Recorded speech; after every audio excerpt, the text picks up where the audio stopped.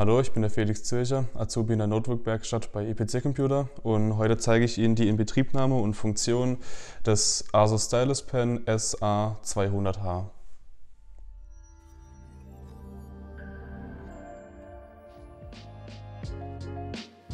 Um den Stift nun in Betrieb zu nehmen, müssen wir die Endkappe hier abschrauben.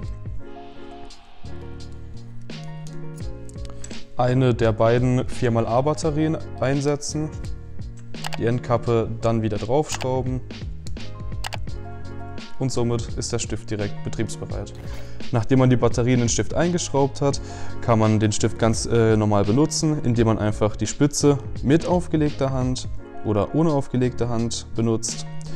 Die Funktion des Stiftes wären einmal die zwei Knöpfe. Der vordere da ist dafür, um auf dem Display direkt zu radieren. Wenn man ihn wieder loslässt, kann man sofort weiterschreiben.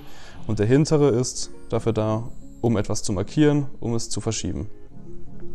Die zweite Funktion wäre noch, dass der Stift drucksensitiv reagiert. Wenn man stärker drückt, wird die Linie dicker, leichter drücken, wird die Linie leichter.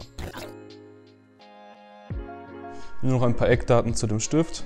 Der Stift hat 1024 drucksensitive Stufen, eine auswechselbare Spitze, die man einfach nach vorne herausziehen kann, um sie zu wechseln. Circa 700 Stunden Betriebslaufzeit. Er wiegt knapp 18 Gramm mit der Batterie inklusive. Er benutzt die Technologie MPP 1.51.